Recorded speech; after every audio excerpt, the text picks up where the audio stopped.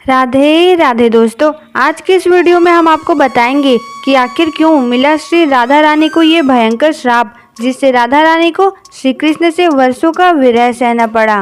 दोस्तों, ब्रज उपासना के अनुसार नित्य धाम में एक बार लाडली जो ठाकुर जी से मान कर लेती है, उनसे नाराज हो जाती है। क्यों नाराज हो जाती है? क्योंकि श्याम सुंदर किशोरी जी को चंद्रमा दिखा रहे थे। चंद्रमा दिखाते दिखाते वे किशोरी जी से कहते हैं, प्यारे जी तिहारो मुख चंद्रमा समान। तो लाडली जी बस इसी बात पर मान कर बैठी, क्योंकि वे कहती है कि हमारे मुख में कलंक कहाँ है, चंद्रमा में तो कलंक है, चंद्रमा में तो दाग है, आप हमारी उपमा चंद्रमा से दे रहे हो।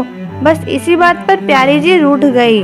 तभी बाहर निकुंज के द्वार से आवाज आती है, श्री राधे श्री राधे। ये आवाज जोर जोर से गूंजने लगी। तभी विशाखा सखी ललिता को बोली, अरे जा तू देख कौन आया है। तभी ललिता गई। बाहर देखा 3 पुरुष खड़े हैं। ललिता बोली, कौन हो आप, क्यों आए हो? आपको पता नहीं है आज आह्लादिनी थोड़ा रूठी हुई है, ये उनका विहार का समय है, आप यहाँ जोर जोर से आवाज लगा रहे हो। तीनों हाथ जोड़कर बोले, हम हैं ब्रह्मा विष्णु और महेश, क्यों आए हो आप? हे ललिते, पृथ्वी पर पाप बहुत बढ़ गए हैं, उन पापों के उद्धार के लिए भगवान को अवतार लेने के लिए मनाने आए हैं। ललिता बोली, ये बात तो ठीक है, पर ये पाप और पुण्य से हमारे श्याम सुंदर परे है, यहाँ उनका कोई पाप पुण्य से काम नहीं। आप जाओ और मार दो कंस को, कौन सी बड़ी बात है तुम्हारे लिए, कोई बड़ी बात है कंस को मारना?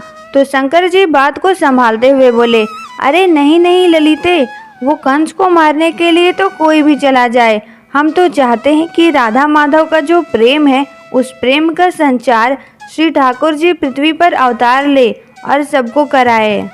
ललिता बोली, हाँ ये बात थोड़ी जचती है, अब मैं निवेदन जाकर कर सकती हूँ। तभी ललिता सखी श्याम सुंदर के पास जाकर बोली, हे श्याम सुंदर, आज 3 देव आए थे। किस लिए आए थे? बोले निवेदन कर रहे थे कि पृथ्वी पर आप अवतार लो। ठाकुर जी सोचे यही अच्छा समय है लाडली जी के मान को दूर करने का। बोले ठीक है, कह दो उनको, हम अवतार लेंगे, और मुस्कुराने लगे। अब किशोरी जी तीखी तीखी नजरों से श्याम सुंदर को देखने लगी। अच्छा आप अवतार लोगे? हमसे पूछा तक नहीं कि हमें जाना है या नहीं, और खुद ही निर्णय कर लिया कि अवतार लेंगे। मानो स्वामिनी प्रश्न कर रही हो उस ओर देख करके कि हमारे बिना चले जाओगे आप। ठाकुर जी देखते हैं कि चलो थोड़ा तो मान कम हुआ, अब ध्यान उस ओर गया। ठाकुर जी बोले, मैं तो अवतार ले रहा हूँ, पर अगर आप मेरे साथ चलोगी तो हमें आनंद की अनुभूति होगी। श्री जी बोली, अच्छा आप हमें साथ ले जाना चाहते हो? बोले हाँ। श्री जी बोली, अगर हमें ले जाना चाहते हो तो पूरे ब्रजधाम को साथ ले जाना पड़ेगा।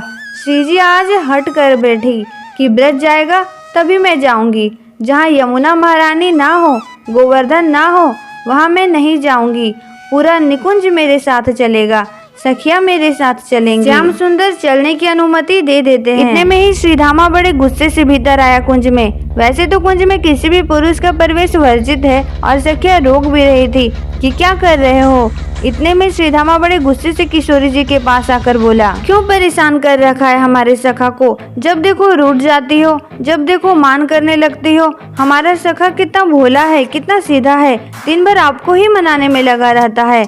और गुस्से में उन्होंने किशोरी जी को श्राप दे दिया कि हमारे सखा को कष्ट देती हो आप, अभी आपको पता ही नहीं है कि विरह क्या होता है।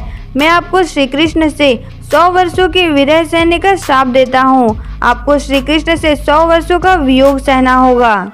ये कहने के बाद श्रीधामा को होश आया कि अरे ये मैंने क्या बोल दिया, और वह ठाकुर जी के चरणों में गिरकर फुट फुट कर रोने लगा।